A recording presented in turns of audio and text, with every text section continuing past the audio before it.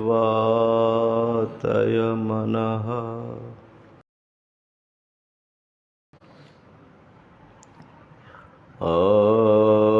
ॐ शान्तिः शान्तिः शान्तिः। शङ्करं शङ्कराचार्यं केशवं वन्दे भगवन्तो पुनः पुनः। ईश्वरो गुरुरात्मेति मूर्तिभेदविभागिने व्योमवद्व्याप्तदेहाय दक्षिणामूर्तये नमः। ॐ शान्तिः शान्तिः शान्तिः।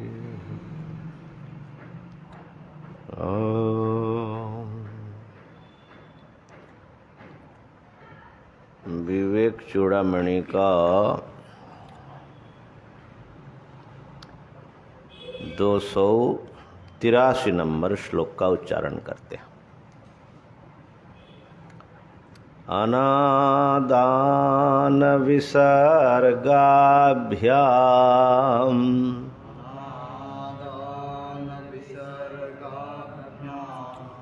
ईषन्नास्ति क्रिया मुनेः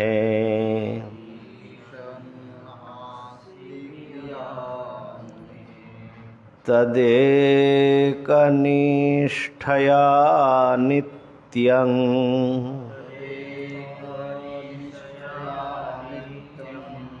स्वाध्यासापनयं कुरु।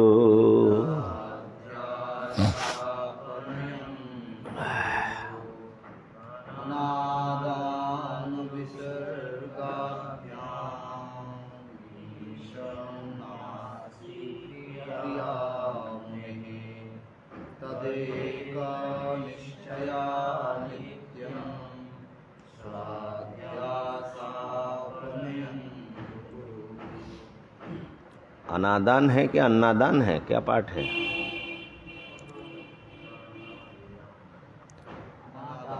अनादान। दूसरा पाठ भी है अन्नादान, ऐसा भी है।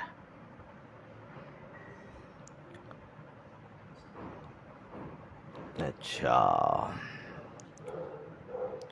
है।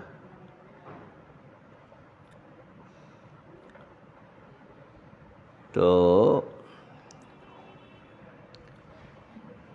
अपने अध्यास का, भ्रांति का निरसन करने के लिए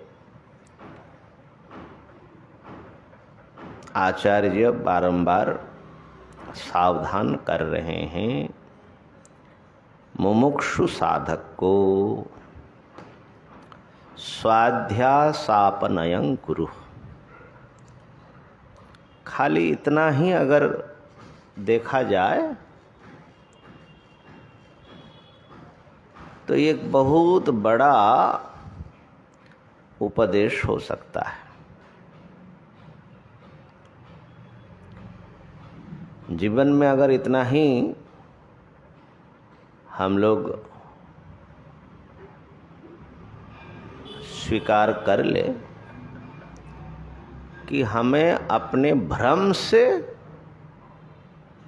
छुटकारा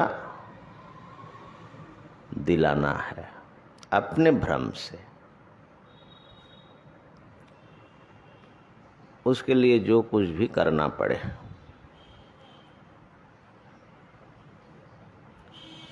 तो इसी से एक के जीवन में क्रांति आ सकती है।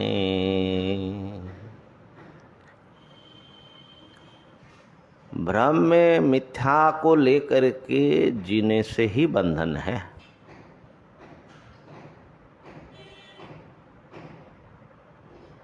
और अभी जो है हम लोग मिथ्या में, भ्रांति में जी रहे हैं।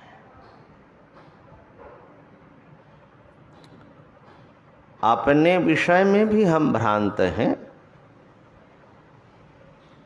और दूसरों के विषय में भी हम भ्रांत हैं। भ्रांति का भी कई स्तर हैं। एक तो प्रातिभाषिक भ्रम होता है, जो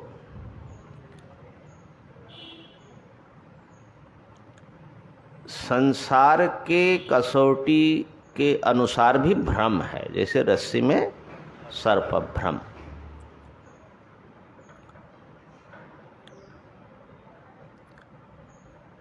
प्रातिभाषिक किसको बोलते हैं? प्रातिभाषिक सत्ता।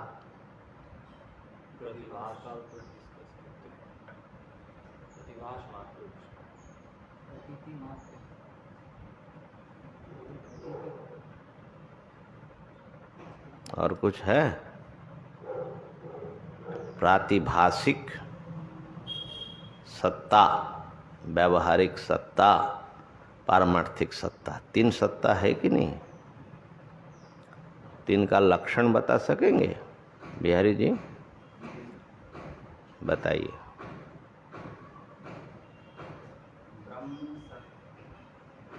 ब्रह्म ज्ञानातिरिक्त ज्ञानात् यद् बाध्यते तत् प्रातिभाषिक। ब्रह्म ज्ञानात् यद् बाध्यते तत् व्यावहारिक। त्रिकालावादित्वं यत् तत्।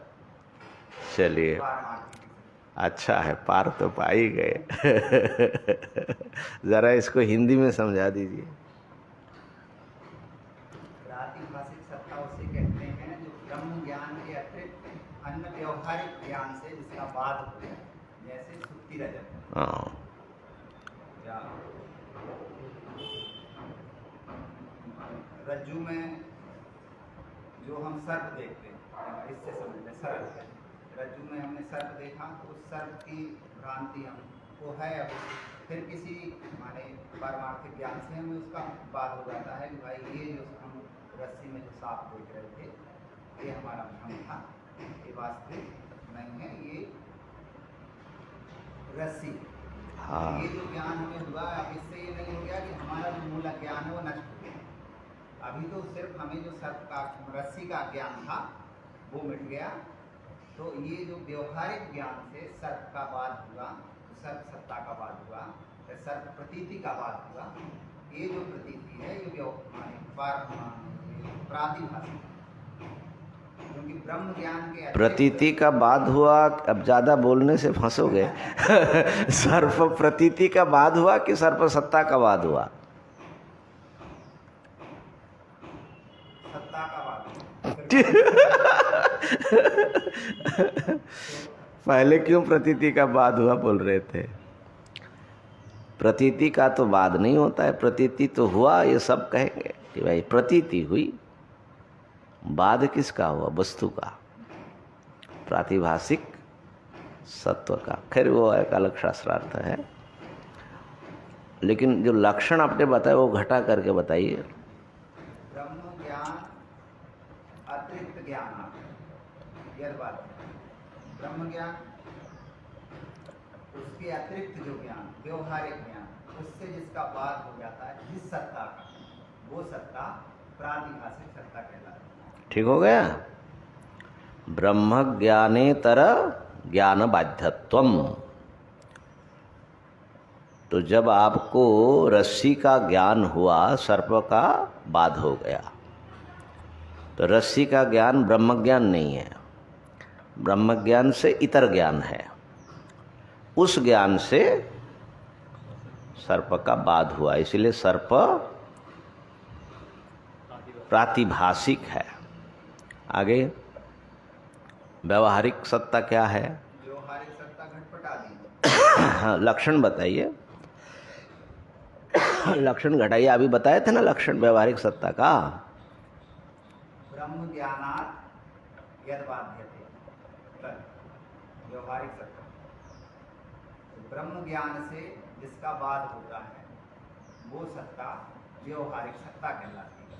अभी हमको ये अपना जो स्थूल जो भी दिखाई दे रहा है, घटपट जो भी दिखाई दे रहे हैं, जब हमको ब्रह्म ज्ञान होगा तो ये सब ब्रह्म है। जैसे सर्वम खलुइदम ब्रह्म अहम ब्रह्मास्मि, ये जो हमको जब ज्ञान होगा तो ये सब बात हो जाएगा। फिर ये जगत हमको ऐसा, अभी हमको ये सब पारमार्थिक लग रहा है, सब सत्य लग रहा है कि यही सब सत्य है। फिर जब ब्रह्म ज्ञान होगा तो ये सब इस सारे जगत का बात हो जाएगा, तो मिथ्या नजर आएगा। तो व्यवहारिक सत्ता का बात जिस ज्ञान से होता है, ब्रह्म ज्ञान से होता है, ब्रह्म ज्ञान से जिस सत्ता का बात व्यवहारिक सत्ता कहता है, जगत घटपट आदि। तो जो ब्रह्म है किसी से बात नहीं होता, उसका काला। ठीक हो गया। व्यवहारिक ब्रह्म ज्ञान इतर ज्ञान अबाध्यत्वम। ब्रह्म ज्ञान से इतर किसी भी ज्ञान के द्वारा जिसका बाध न हो वो व्यवहारिक सत्ता है। अर्थात केवल ब्रह्म ज्ञान से ही जो बाधित हो जाता है। तो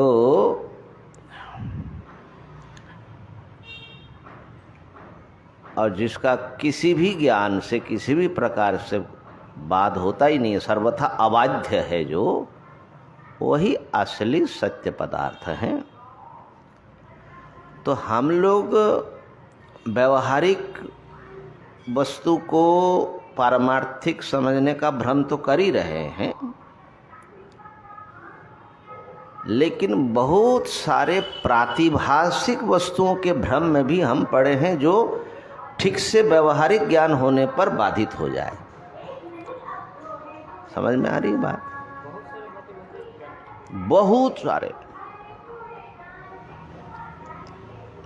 सारे, एक दो नहीं। आपने किसी अपने एक मित्र के बारे में गलत धारणा बना रखे है, आपात या किसी से सुन करके आपने कोई कल्पना की, हो सकता है 10 साल बाद जा कर के आपका ये भ्रम टूटे। ठीक है ना? तो ऐसे बहुत सारे, बल्कि हम तो ऐसा समझते हैं कि व्यवहारिक वस्तु को ठीक ठीक समझ लेना भी व्यक्ति को बहुत सारे चीज़ों से मुक्त कर देता है। हम लोगों को व्यवहारिक ज्ञान ही नहीं है। विज्ञान इसीलिए निरंतर खोज करता है। किसकी खोज करता है? ब्रह्म की खोज नहीं करता है,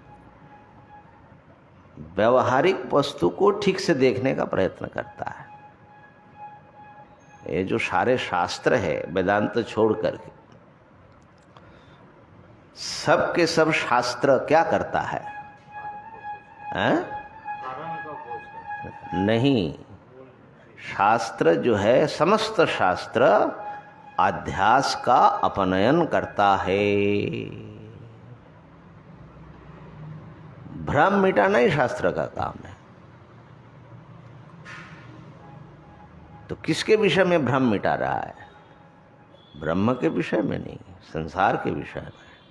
तो इसलिए वो भी भ्रम मिटाता है। अगर भ्रम नहीं मिटा रहा है तो शास्त्र नहीं हो पाएगा।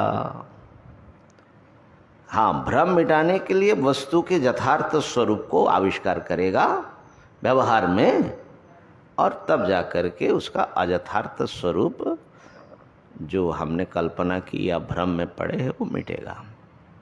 तो प्रत्येक शास्त्र ये उनका काम ही है, भ्रम मिटाना ही काम है। माने कितने भ्रम में पड़े हैं, कभी शांति से कभी इस विषय का चिंतन करेंगे तब पता लगेगा कितने बड़े भ्रम के जाल में हम लोग फंसे हुए हैं। तो जितना मिट जाए उतना ही कचरा साफ होता है। लेकिन समस्या यह है, भ्रांतियां अनंत है, असंख्य है, कितना मिटाओगे। तो इसलिए मूल मिट जाए तो काम अच्छा बन जाएगा। इसलिए अनंत शास्त्रम बहुवेदितव्यम स्वल्पश्च आयु बहवश्च विघ्ना यत्सारभूतम तदुपासितव्यम। तो ये काम जो है करना चाहिए। अपने अध्यास मिटाइए। जितना अध्यास मिट जाए समझ लीजिए कि आपने कुछ किया जिंदगी में। बाकी कर्म आपने बहुत कुछ किया, भ्रम में रहे तो जिंदगी तो भैया बेकार ही चला गया। वैसे कर्म करने उतरने से भी बहुत सारे भ्रांतियां दूर होती है। ठोकरें खा खा करके, है ना। जो खाली कमरे में बैठ के ग्रंथ अध्ययन करते रहते हैं और व्यवहार में कभी उतरा ही नहीं है, तो वो बहुत सारे भ्रांतियां अपने भीतर पालते रहते हैं। तो संसार को ठीक से देखना आँख खोल करके ये भी आवश्यक होता है। खैर, हम ये कह रहे थे कि स्वाध्यासापनयम कुरु। अपने अध्यास को मिटाओगे तो बड़ी शांति। अब सामने, आंखों के सामने वो जो है प्रमाण कुछ बोल रहा है, हम कुछ और मान रहे हैं। प्रमाण बोल रहा है कि ये शरीर नाशवान है, लेकिन हमारा दिल मानता नहीं है। दिल है कि मानता ही नहीं है। क्या करे? तो अब मांगे मोर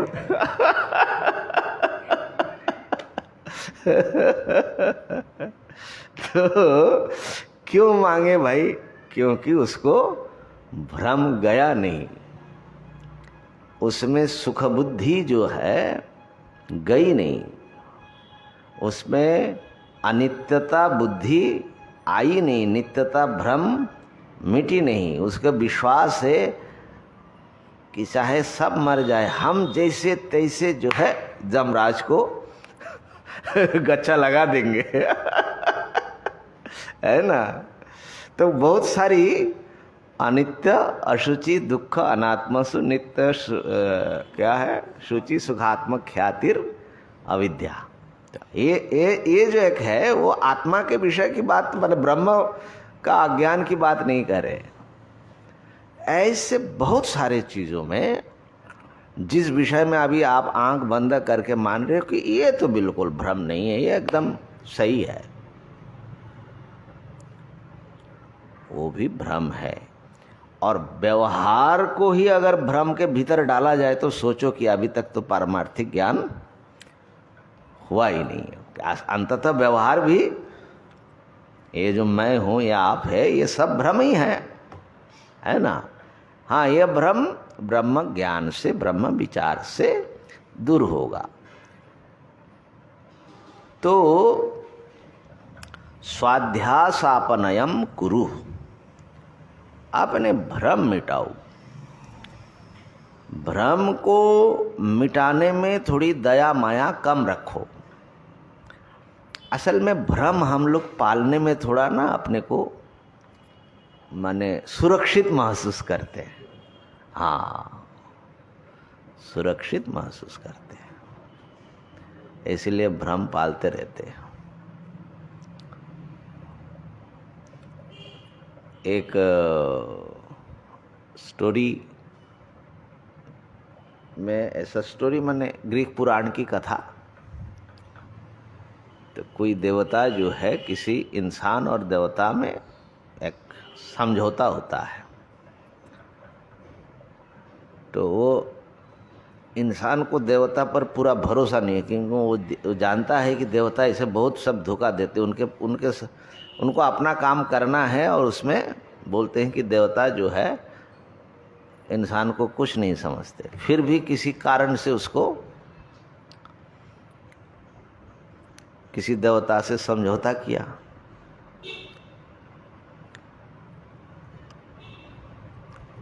और समझौता ऐसा कि देवता ऐसा वो रचते हैं आसपास का ऐसा वातावरण कि माने आपको विश्वास हो जाता है कि ये जो है ठीक है।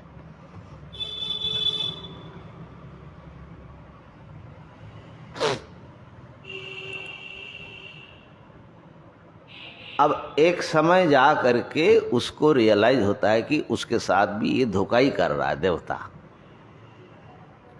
वो अपना कुछ काम उनसे निकालना था, इसलिए फुसला फुसला करके, तो वो जो है बहुत जो आहत हो जाता है। तो कहता है कि हम तो विश्वास नहीं कर रहे थे, लेकिन मेरी जो प्रेमिका थी वो आपको बहुत मानती थी, इसलिए मैंने विश्वास किया, लेकिन आपने मेरे साथ भी यही धोखा किया ना, आप मेरे से झूठ बोला।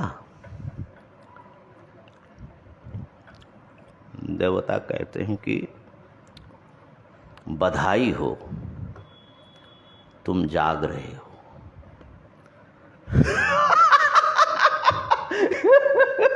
हम लोग बड़े भाई बोले तुम जाग रहे हो।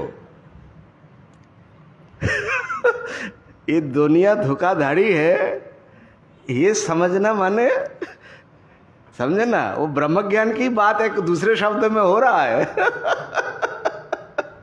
तुम जाग रहे हो। अब बड़ी मुसीबत है भाई। तो क्या सबके ऊपर अविश्वास करें? जो प्रमाण बताएगा वो करो भैया। प्रमाण क्या बता रहा है? अरे अपने उपनिषद में भी आया है, जैसे मनुष्य क्या होता है, वो देवताओं का पशु होता है। वो बृहदारण्य ने आपको सुनाया था ना एक जगह। तो कोई पशु मुक्त हो जाए, जैसे किसी पशुपाल का बहुत सारे पशु है, कोई बंधन खुल गया, वो चला गया वो कहीं घूमने स्वतंत्रता से, तो पशुपालक को अच्छा लगेगा? उसका तो बड़ा नुकसान, क्योंकि उससे उसका काम चलता है ना। तो ऐसे ही तदेतन न प्रिय देवानाम जद एतन मनुष्याः विद्युः। मनुष्य ब्रह्म को जान ले, ये देवताओं को अच्छा नहीं लगता। क्यों? बोले ब्रह्म को जान जाएगा तो मेरी चेला तो नहीं रहेगा, मेरा वो तो जो है मेरा मालिक बन जाएगा। तो इसलिए बोलते देवताओं का वो अच्छा नहीं लगता है, और इसलिए कुछ ना कुछ विघ्न जो है वो डालते रहते हैं। तो वहाँ पर भाष्यकार ने बहुत अच्छा विचार करके बताया कि ऐसा है, ये देवता कर्म सब मिल करके फैक्टर होता है। देवता भी कोई ऐसी पक्षपाती नहीं होती है। यहाँ पर तात्पर्य अर्थ ये है कि मनुष्य को देवाराधन करके उनको खुश करके अपना काम बनाना चाहिए, उनसे भिड़ना नहीं चाहिए। तो प्रसन्न हो जाएगा तो अच्छा भाई चल, बहुत सेवा किया, चल तू मुक्त हो जा। तो जो भी हो, मैं ये कहना चाह रहा था, हम लोगों को भ्रम टूटना बहुत दुखदाई होता है ना। जिसको मान लो किसी प्रेम की भ्रांति में, माने मोह में पड़ा था, अब कुछ दिनों में घटना बदली तो वो सामने आया सच, तो वो लड़का हो या लड़की हो, कैसा हो जाता है? पागल हो जाता है, आत्महत्या करने की भी बात सोचने लग जाता है ना। क्यों? क्योंकि अब भाई तुम्हारा भ्रम टूटा, बधाई हो तुमको। बधाई होना चाहिए ना भाई। मैंने इतने बड़े अध्यास से तुम बाहर आए हो, लेकिन आया नहीं, वो दूसरा अध्यास की तैयारी कर रहा है। समस्या वहां होती है ना। हम ये सोचते हैं हम कि इस व्यक्ति ने धोखा दे दिया, हाँ दूसरा ऐसा नहीं, हाँ ऐसा कुछ सोचता है हाँ हाँ मेरे से धोखा मिला, हाँ दूसरा ढूंढता है। हाँ। हम ये नहीं वकालत कर रहे कि सब धोखेबाज है। हम कह रहे हैं कि संसार ही पूरा धोखा है। हम जरा दूसरी बात कहना चाह रहे हैं।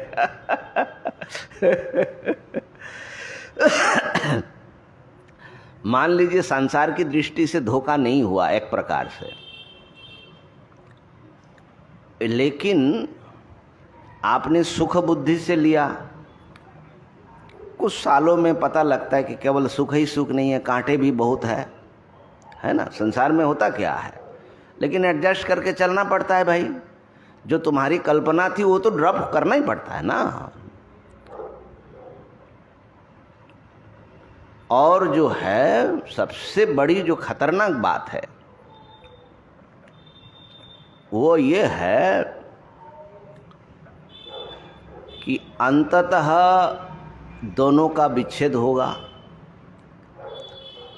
अब जन्म जन्मांतर साथ निभाने की बात जो है इधर ही खत्म हो जाएगी। ये एक महाधोखा वेट कर रहा है कि जिंदगी जो है हमको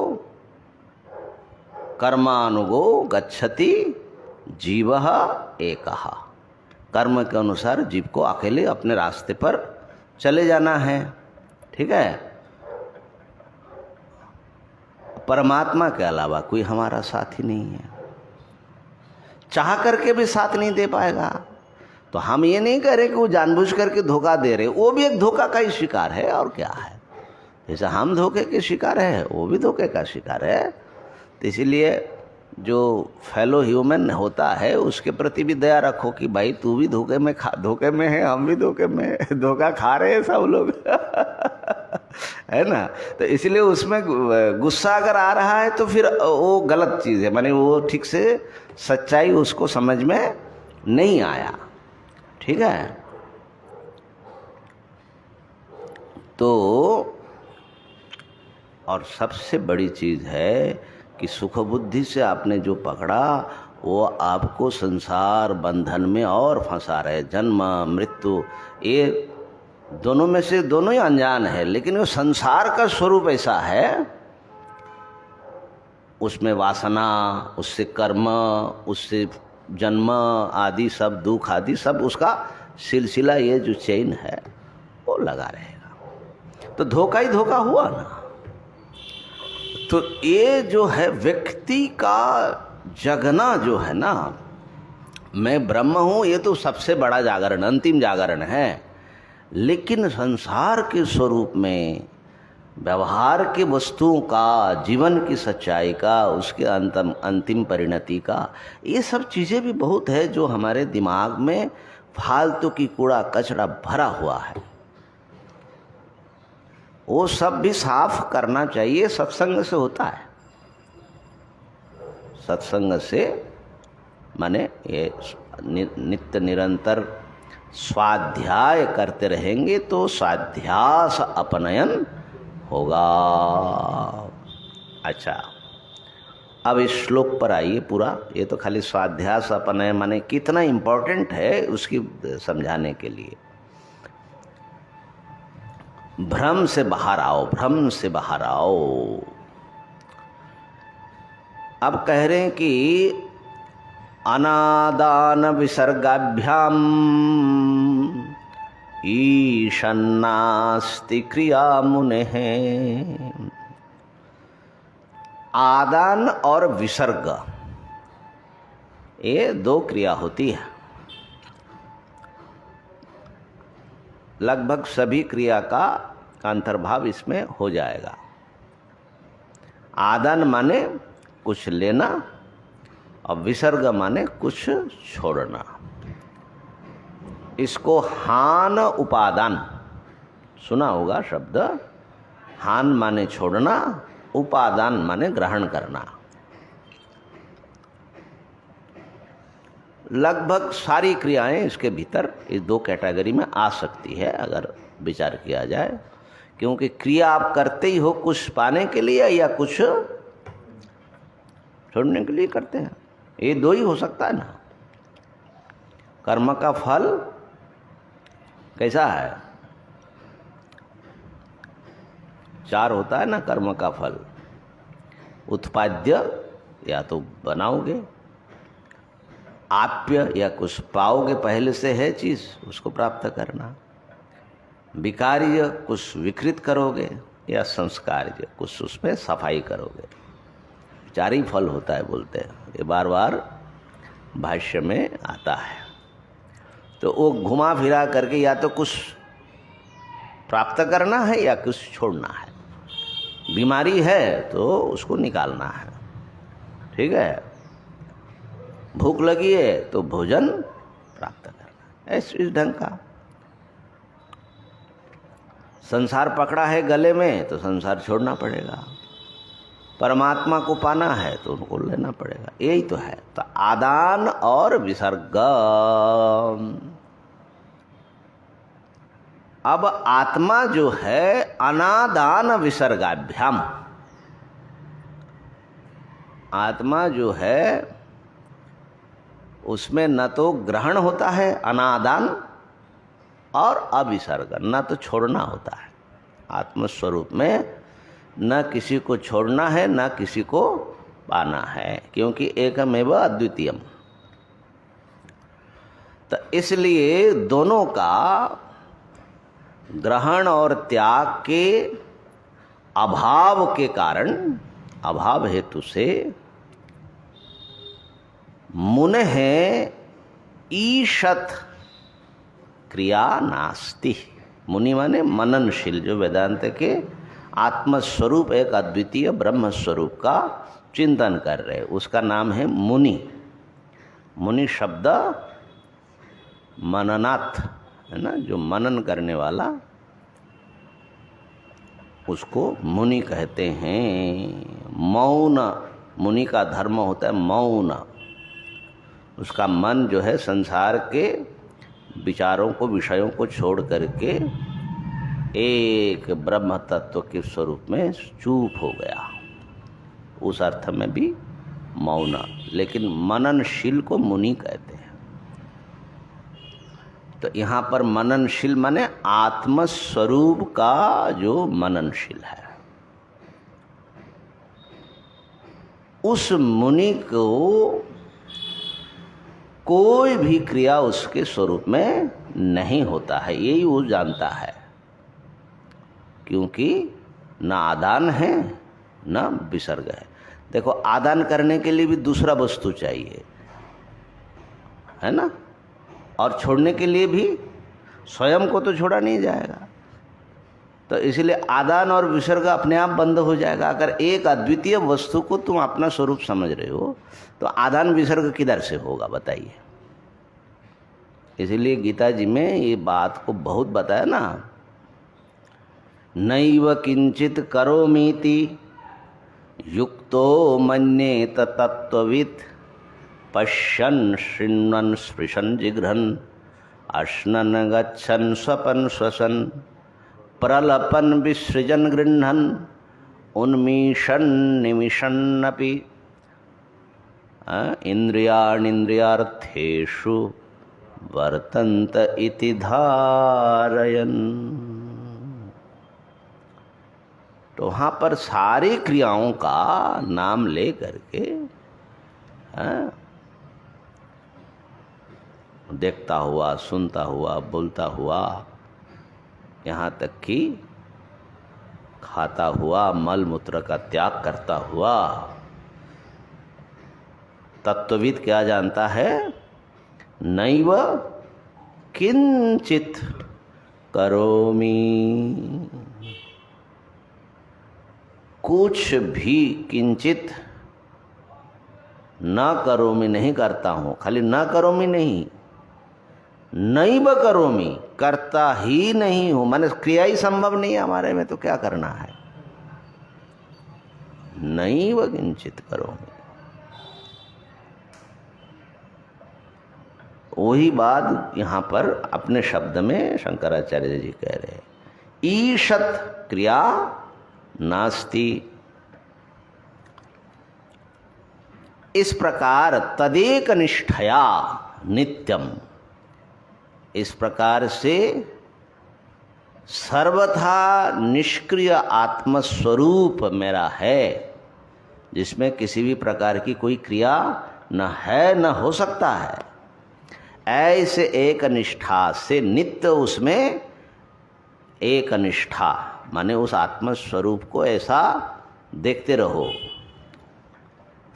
करते हुए स्वाध्यासापनयम कुरु। अगर थोड़ी देर के लिए लगता है कि मैं कर रहा हूं तो उसको काटने बैठ जाओ।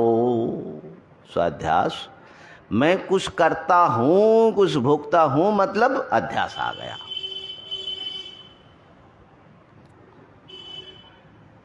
तो ये समझ लेना कि निधिध्यासन वाला है, उससे पहले हम लोगों को बहुत सारी जो सोपान है उसको पार करना है। लेकिन ये चीज़ जो बता रहे हैं उसको थोड़ी बुद्धि में ले आइए।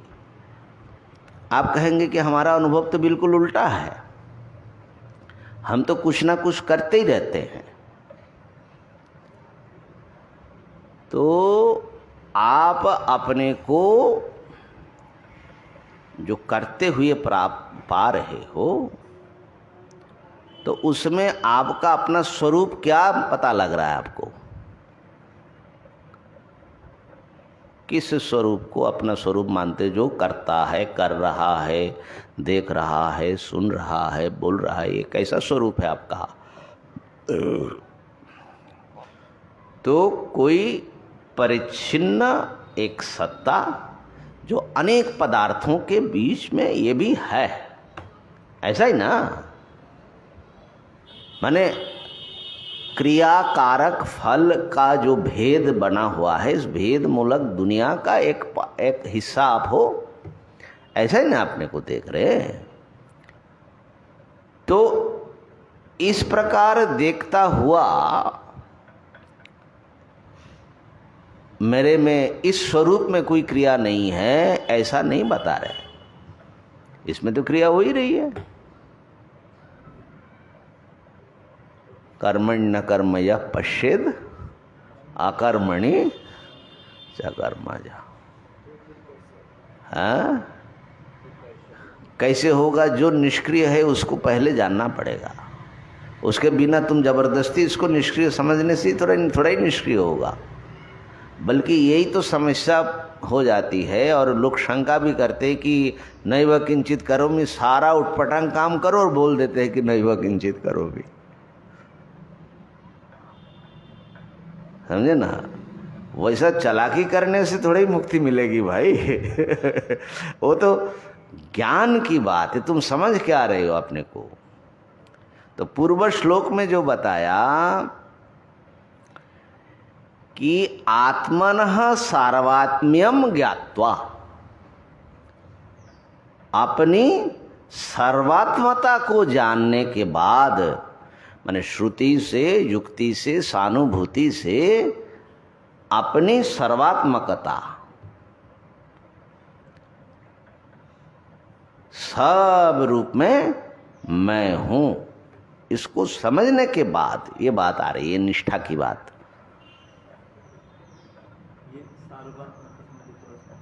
हाँ, सर्वात्मता क्या है? तो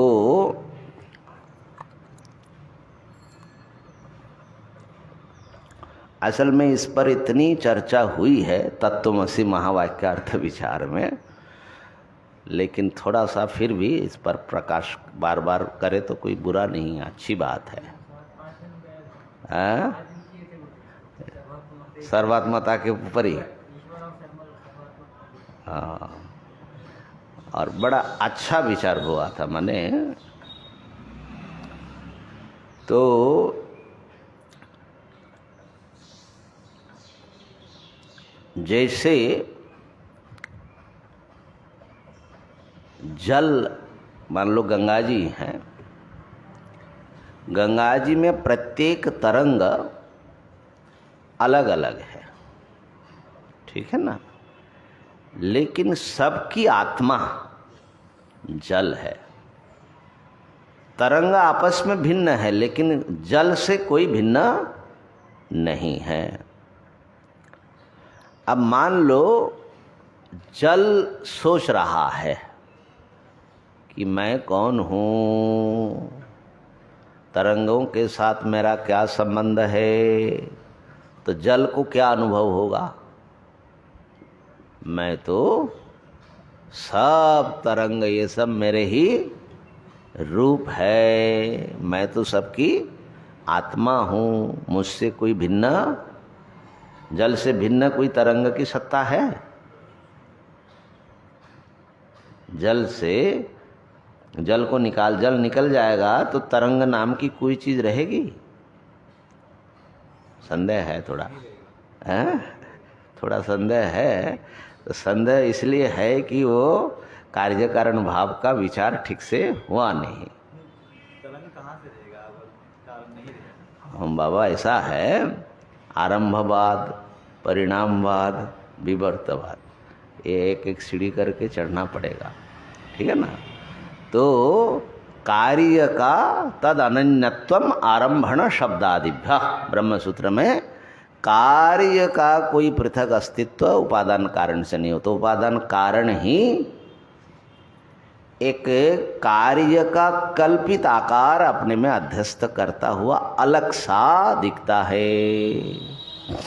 तो कहने का अर्थ है कि जल जब सोचेगा कि मैं जल हूँ और ये भिन्न भिन्न दिखने वाले सारे तरंग मेरे ही अपने स्वरूप से अभिन्न है, भिन्नता एक भ्रम है, मैं ही मैं हूँ, जल ऐसे ही जानेगा। लेकिन तरंग में कोई बैठा हुआ है, एक तरंग सोच रहा है जिसको जल का पूरा ज्ञान नहीं है, अपनी सीमा का ज्ञान है कि इतना मैं हूँ।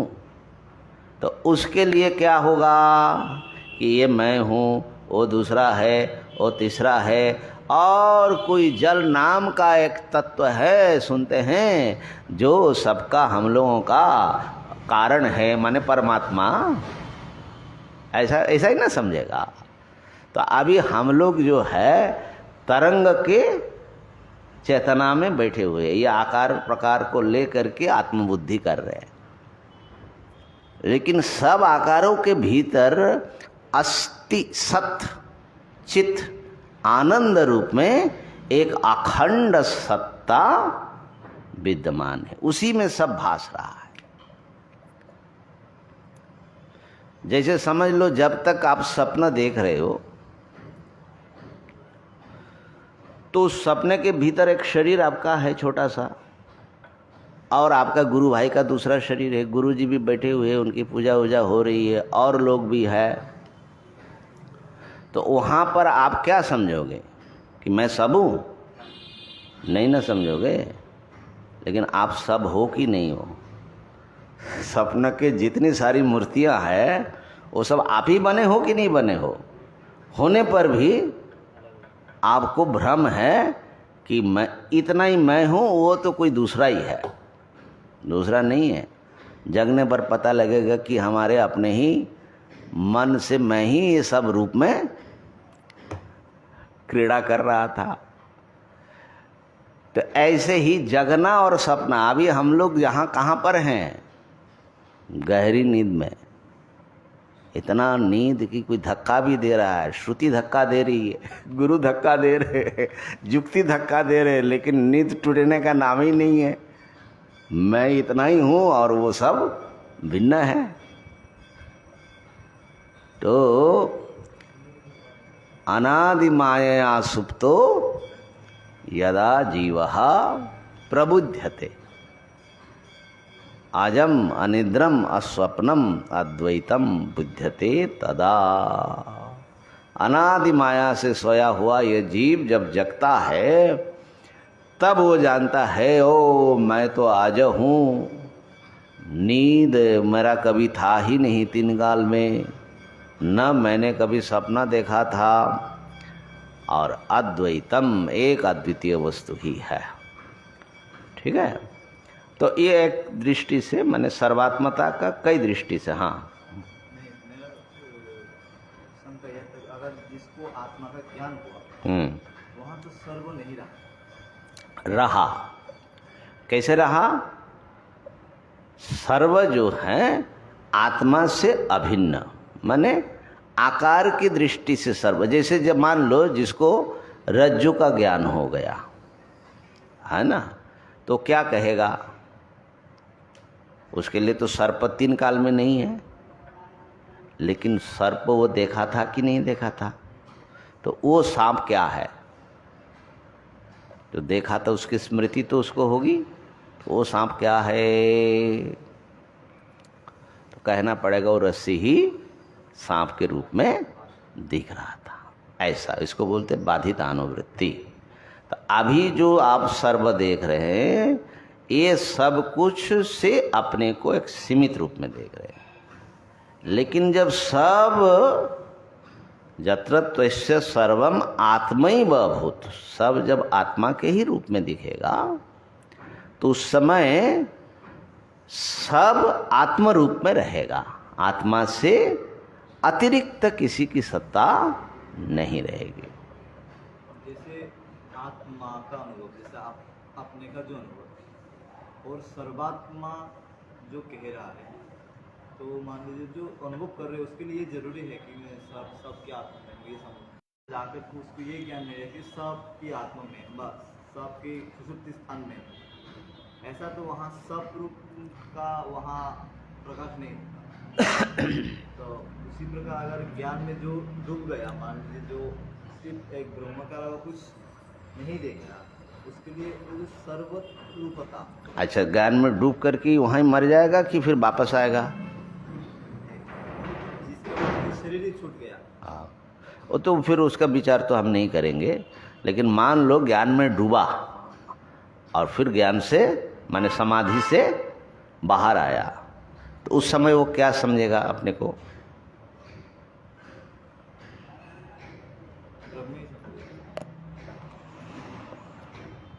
तब तो ज्ञान हुआ। अगर नहीं समझ रहा है, वहाँ जाने से ब्रह्म होते हैं और यहाँ आने से फिर परिच्छिन्न हो जाते हैं, तो ये ज्ञान नहीं है, वो योग है। योग अलग चीज़ है, ज्ञान अलग चीज़ है। योग चित्तवृत्ति निरोध सापेक्ष है, और ज्ञान जो है वो वस्तु तंत्र हैं। आत्मा का जो स्वरूप है वो चाहे समाधि में रहो, चाहे आप बुत्थान अवस्था में रहो। ठीक है ना? समाधि ज्ञान के सहयोगी है, ज्ञान नहीं है। ज्ञान होने से समाधि और असमाधि ये कोई फर्क ज्ञान की दृष्टि से नहीं रहेगा। ठीक है, इसलिए गौड़पादाचार्य जी ने कहा कि कुछ लोग कृपण ब्रह्मविद है। कृपण माने दीन ब्रह्मवेत्ता। बोले ये कैसे महाराज कृपण ब्रह्मवेत्ता?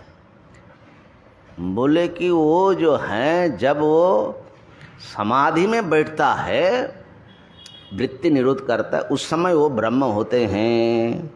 उस समय उनको अभय प्राप्त होता है, उस समय उनकी शांति बढ़िया होती है। और जैसे ही वो अवस्थान्तर होता है तो वो ब्रह्म नहीं होते, वो फिर जीव हो जाते हैं। फिर अशांति आ जाती है, फिर भय आ जाता है। तो इसका मतलब है कि वो कृपण ब्रह्मवेत्ता है। क्या शब्द ढूंढ के लाया। तेनासो कृपण स्मृतः। इसी प्रकार परिणामवादी जो ब्रह्म परिणामवादी है, वो कहता है कि जब मरने के बाद जब विदेह मुक्ति होगी तो वो ब्रह्म से एक हो जाएंगे, तो वहाँ ब्रह्म होंगे। उससे पूर्व इस समय जो है वो ब्रह्म से अलग हैं। तो उनको भी कृपण ब्रह्मवेत्ता कहा, ऐसा समझने वाले। क्यों कहा? कि वो ब्रह्म होंगे, ब्रह्म है ऐसा नहीं है। और फिर प्रश्न उठाया कि जिनका ब्रह्म जीव बन जाता है, सचमुच ब्रह्म पहले ब्रह्म ही था और वो ब्रह्म अपना स्वरूप उसका नष्ट हुआ, तब तो जीव बनेगा परिणाम बाद। तो जो अमृत ब्रह्म उसका नष्ट हो जाता है और कार्य रूप में आ जाता है, सचमुच कार्य मानने वाले, कार्य को सत्य मानने वाले, माने जीव सचमुच बन गया। अब वो ये विश्वास करता है कि मैं मर के ब्रह्म बन जाऊंगा और वो बना हुआ ब्रह्म हमेशा अनंत काल तक ब्रह्म रहेगा। अरे भाई, जो अनादि काल से ब्रह्म था वो तो मर करके जीव हो गया। तर्क समझ में आ रहा है? अब ये जो है अभी वो ब्रह्म बनेगा और वो कभी ब्रह्म मरेगा नहीं, ऐसा कैसे हो सकता है? कृतकेन अमृतस्तस्य कथम स्थास्यति निश्चल। जिसको अमृतत्व जिसने किया, पैदा किया अमृतत्व, और वो निश्चल रहेगा अनंत काल तक। क्या भैया? तो इसलिए ये सब कृपण ब्रह्मवेत्ता की बात है। जो सत्य ब्रह्मवेत्ता है वो तो 3 काल में ब्रह्म है, दूसरा 3 काल में नहीं है, ऐसा निश्चय होना प्रमाण से, ऐसा कल्पना की बात नहीं है। इसलिए श्रुति युक्ति स्वानुभूति से आत्मा की सर्वात्मता समझे। इसका अर्थ ये है कि अभी जो मैंने इतने चर्चा का जो हमको करना क्या है, जिसको मैं अपना स्वरूप इस समय मान रहा हूं, इस स्वरूप को सत्य मान करके ये सब बातें कभी घट नहीं सकता। ये मैं हूं, इसको भी पकड़े रहो और कहो कि मैं कोई क्रिया नहीं कर रहा हूं, मैं अकर्ता हूं, अभोक्ता हूं, सर्वात्मा हूं, ये दोनों बात एक साथ में सत्य नहीं हो सकता। या तो रस्सी है या सांप है भाई। रस्सी भी है, सांप भी है, इसे गड़बड़ घोटाला वाली बात चलेगा नहीं, विचार में नहीं चलता है। हाँ, अज्ञान में सांप था मतलब 3 काल में सांप नहीं था। अज्ञान जब कह रहे हो, जब वो कह ही रहे हैं कि अब वो अज्ञान है, तो ये 3 काल में सांप नहीं है। तो मैं ये कहना चाह रहा था, माने गंभीर बात क्या है, ये मैं हूं, इस प्रकार प्रत्येक व्यक्ति अपने आत्मस्वरूप के विषय में एक ठोस निश्चय करके ही हम लोग सारा व्यवहार करते हैं। ये मैं हूं, विचार भी कर रहे हैं तो उसी मैं को सत्य मान करके विचार करते हैं। वहां पर उसको हिलाना डुलाना जो है बड़े विवेकवान, और मैं फलाना हूं, इसको थोड़ा धक्का लगाने वाला भी मैं समझता हूं कि बहुत मजबूत पहलवान होगा। मैंने बड़ा श्रुति युक्ति का अनुशीलन करके जो है तब जाकर के वो थोड़ा सा धक्का लगाता है। तो धक्का भी नहीं लगा, क्या हुआ? नहीं चल रहा है? चल रहा है। अच्छा, तो इस मैं को है ना, कि ये मैं जो ये एक स्वप्न के समान, रस्सी में सर्प के समान, ये मैं और इदम ये दिख रहा है। असली सत्य तो वेदांत प्रतिपाद्य एक अद्वितीय वस्तु है।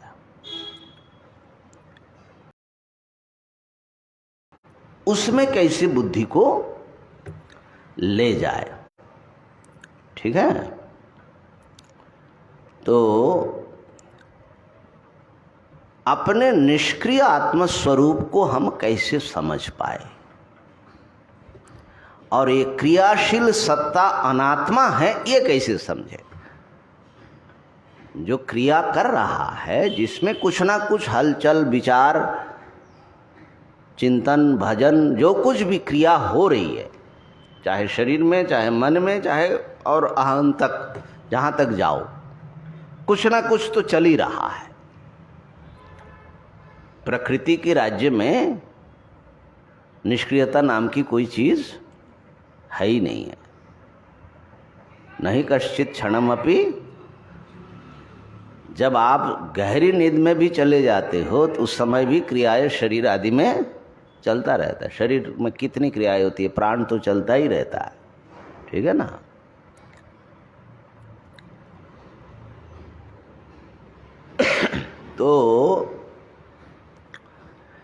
तो ये जो आत्म सत्ता माने तथाकथित जो आत्मा हमारी है, माने मैं हूं, इस मैं को कैसे काटा जाए? ये एक भ्रम है, ये वास्तविक नहीं है, ये भ्रांति है, इसका निश्चय कैसे हो? बृहदारण्यक में एक बड़ा सुंदर विचार आया, उसको जो है थोड़ा सा आपको एक माने दृष्टि देने के लिए सामने रखता हूँ। ऋषि ने पूछा शायद कहोल याज्ञवल्क्य जी से, यह आत्मा सर्वांतर तन्मय व्याचक्ष इति, तुम आत्मा को जानते हो? जो आत्मा सर्वांतर, सब के भीतरी जो सत्ता है, वो आत्मा, असली आत्मा, उसको जानते हो? सर्वांतर।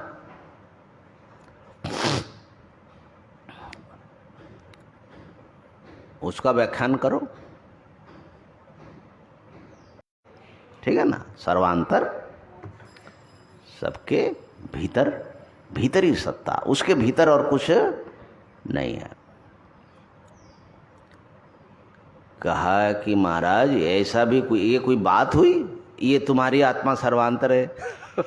हाँ,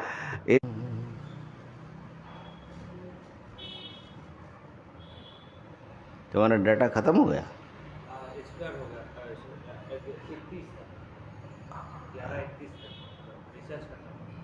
हाँ, तो भर लेना, इधर से पैसा ले लेना, पूरा डाटा अच्छी तरह भर लो।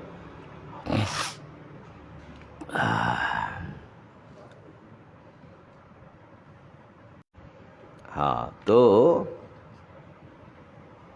याज्ञवल्क्य जी ने फिर कहा कि ऐसा है,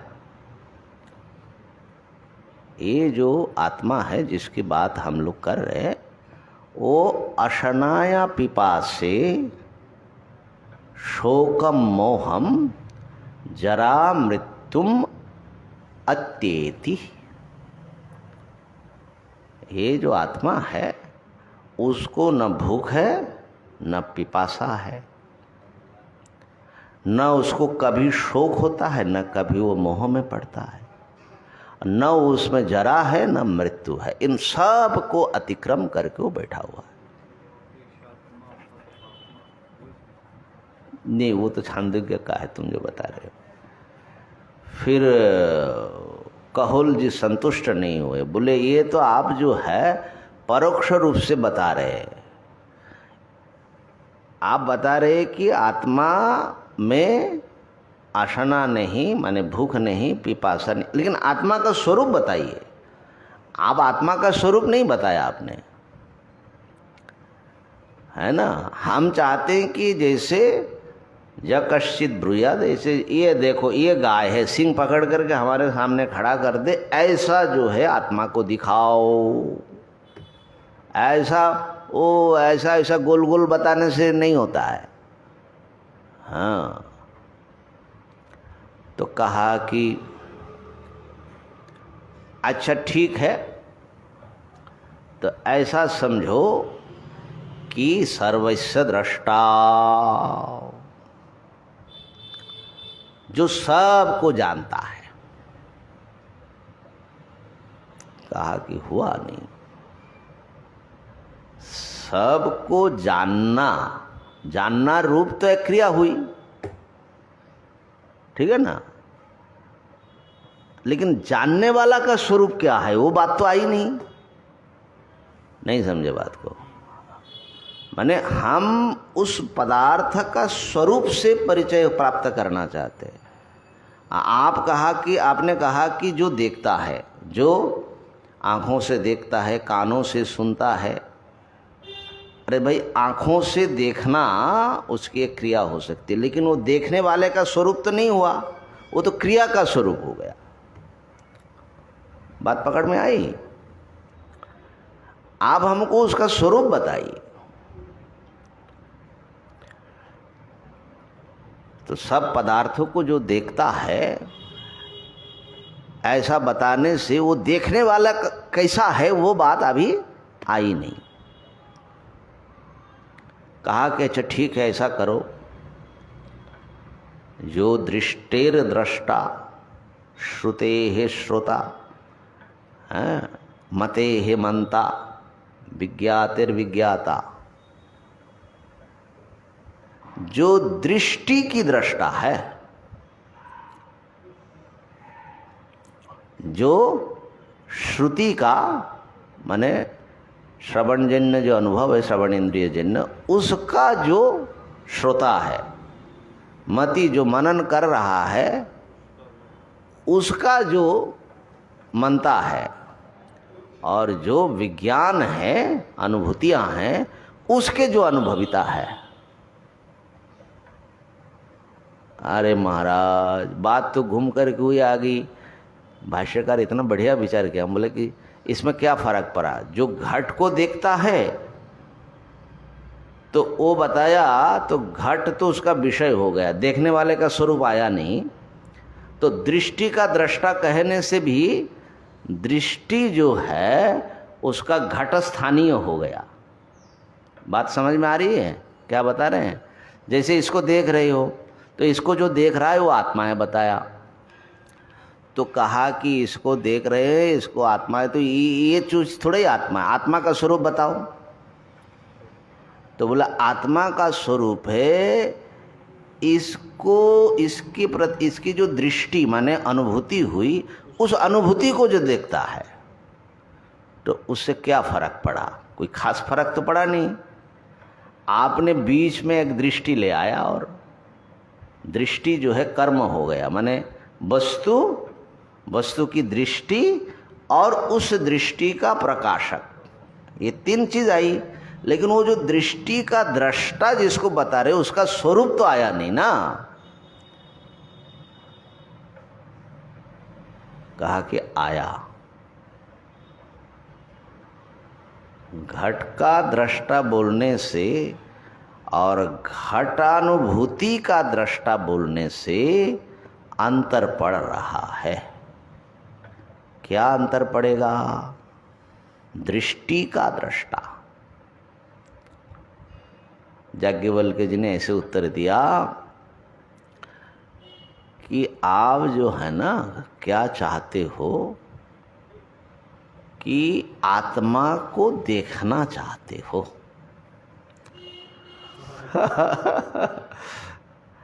न दृष्टेर द्रष्टारम पश्येह।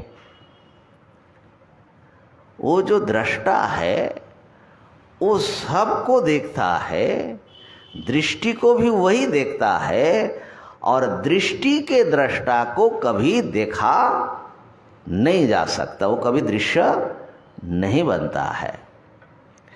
इसलिए दृष्टि का दृष्टा कहने से ये समझ में आता है कि दो प्रकार की दृष्टि है। ध्यान देना,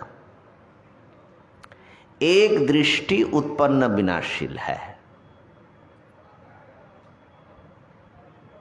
दृष्टि जो है उत्पन्न होती है, नष्ट होती है, फिर दूसरा उत्पन्न होता है, फिर तीसरा उत्पन्न होता है। दृष्टियां बदलती है कि नहीं? उत्पन्न विनाशील दृष्टि है। अब इन उत्पन्न विनाशील दृष्टियों को जो देखता है, ऐसा हमने बताया कि वो आत्मा है। तो उसके पास इस दृष्टि को देखने की एक दृष्टि और होगी, तभी तो वो देख पाएगा। माने आत्मा यदि अंधा होगा स्वरूप से, उसके भीतर से, तो दृष्टि को देख पाएगा वो कि ये हमने जाना। अभी हम लोग जागे हुए हैं ना, तो ये कैसे जान रहे हो?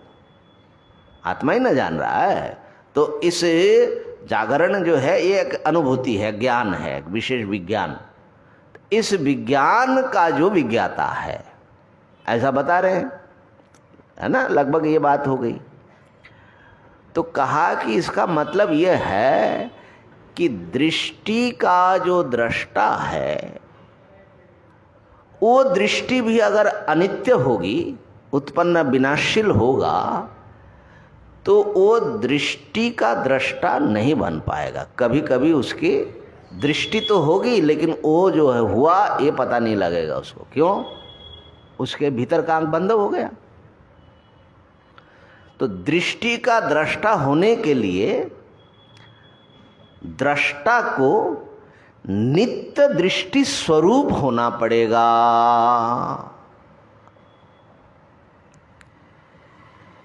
कुछ बात पकड़ में आ रही है थोड़ी? नित्य दृष्टि स्वरूप माने जिस दृष्टि का कभी लोप नहीं होता, सुषुप्ति में भी लोप नहीं होता है। तो एक ऐसी सत्ता है अग्नि की उष्णता के समान। अग्नि का उष्णता जैसे बाहर से आई हुई नहीं है, लकड़ी आदि में, पानी आदि में तो उष्णता आती है जाती है, लेकिन अग्नि में उष्णता आती जाती है कि नहीं? हाँ बिहारी जी?